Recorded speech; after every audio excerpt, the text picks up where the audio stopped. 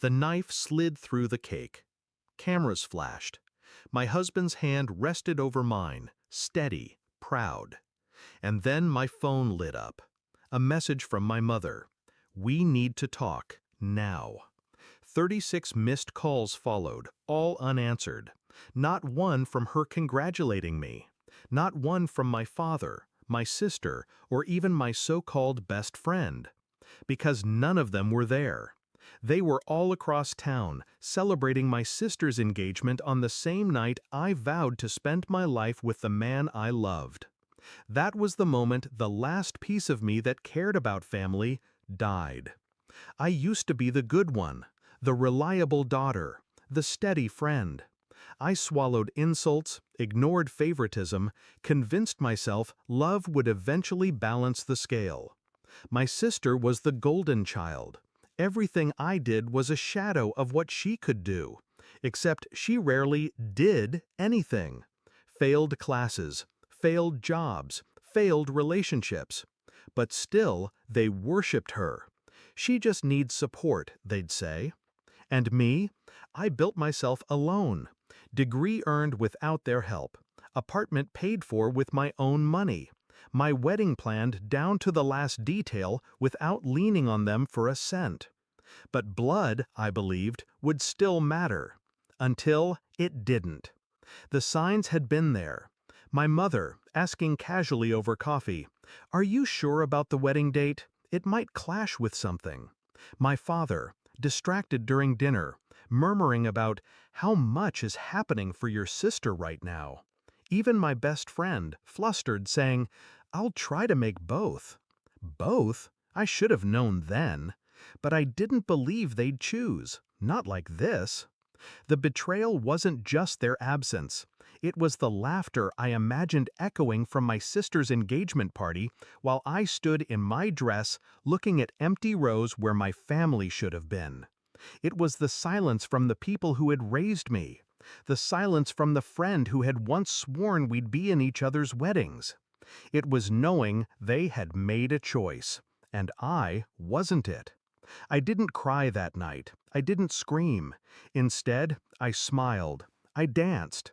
I kissed my husband like nothing was broken. Because outward composure is a weapon. But in the quiet after, I planned. Not revenge through fire. Revenge through patience. Through control. The first step was silence. I didn't answer my mother's calls. Didn't respond to her frantic texts. For months, I gave them nothing. My absence, it turned out, was louder than their betrayal.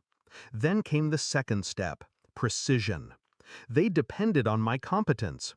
I had always been the one to help with taxes, medical forms, emergencies. The one who bailed them out when bills went unpaid. The one who remembered birthdays, who bought gifts on behalf of the family. So I stopped. The late fees piled up. Appointments were missed. Birthdays forgotten.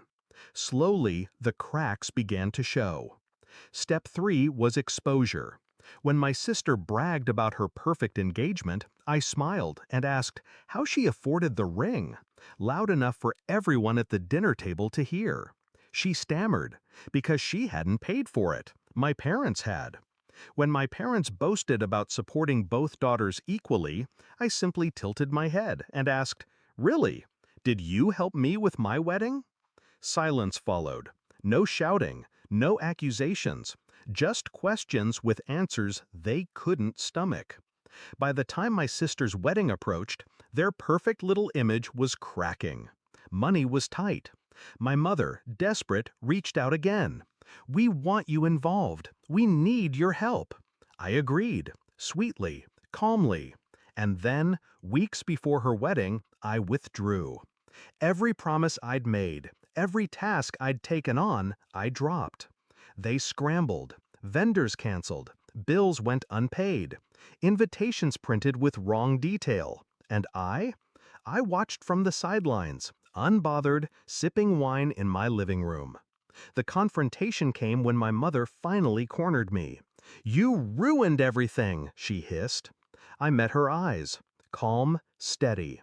"No, you did that the moment you chose her engagement over my wedding." Her mouth opened, closed. She tried to protest, but the words withered. Because deep down, she knew. My sister's wedding limped forward, half empty, half prepared.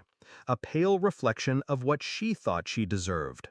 Now, months later, they still call. They still ask. Sometimes they beg. But I don't answer. Because the truth is, my revenge wasn't in destroying them. It was in removing myself, letting them choke on the absence of the daughter who had carried them. They thought I was disposable, replaceable, and now they live with the emptiness they created. I look back at the night of my wedding, the cake, the message, the 36 missed calls, and I smile. Because while they were choosing her, I was choosing me, and I've never been freer.